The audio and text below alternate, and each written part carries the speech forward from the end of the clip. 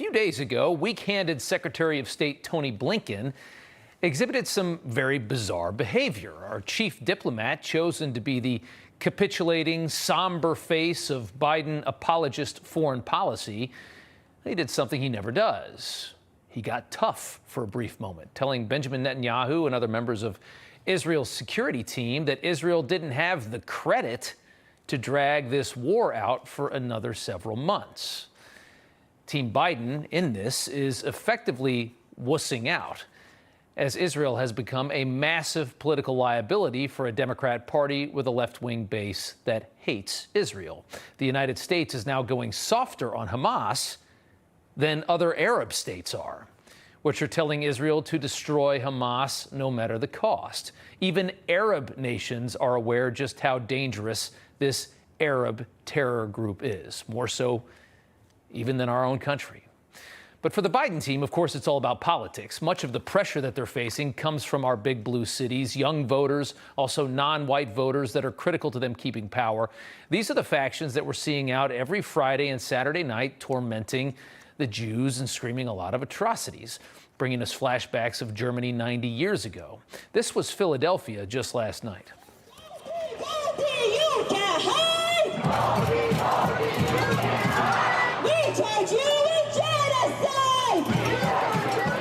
Goldie, Goldie, you can't hide. We charge you with genocide. An army of Joe Biden's loyal voting base terrorizing a Jewish deli in Philadelphia on a Sunday night. After Kristallnacht in 1938, Roosevelt was quoted as saying, "I myself could scarcely believe that such things could occur in a 20th century civilization." 85 years later, we are watching the radical left move through our cities and thinking the exact same thing.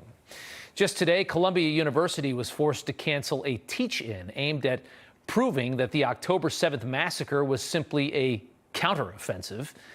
All of this to help the radical left, which claims to hold a moral high ground, prove that eradicating Jews is somehow morally justifiable, as Hamas attempted to do on October 7th.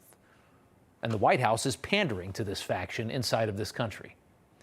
It's now clear Hamas's ability to sacrifice its own people and spin it as a slaughter by the IDF has been such effective propaganda on the Western left that the Biden administration has no choice but to play along and now start condemning Israel.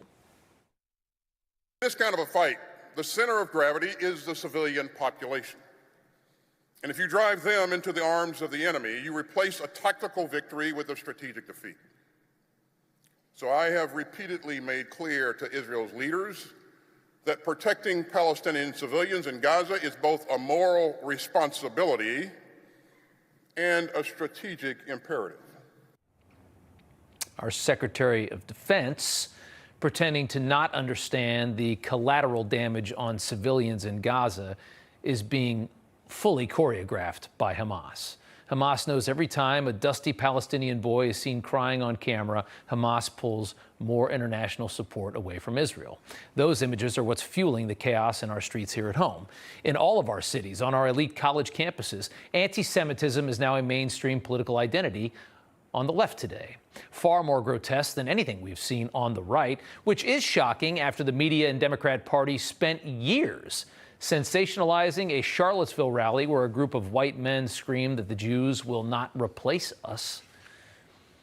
Getting a politician of any party to condemn white supremacists, Nazis, and Klan members shouldn't really be that tough. And now what we've seen after Charlottesville and around the country, that those statues have very similar significance to what went on. You had Charlottesville, embracing white nationalism. It's all connected. We need new leadership. He said something no president has ever heard. They were very fine people on both sides. 3 years ago, my beloved city, Charlottesville, Virginia, was attacked by white supremacists and a young woman was killed. We were attacked again. It went on and on like that. The media may cover the anti-Israel rallies, but the outrage is heavily muted. It doesn't sound like that, that's for sure. We've seen worse displays than the Charlottesville March every single weekend for the past 2 months, but mostly only see mild-mannered tweets saying, "This must stop," like this one from Adam Schiff.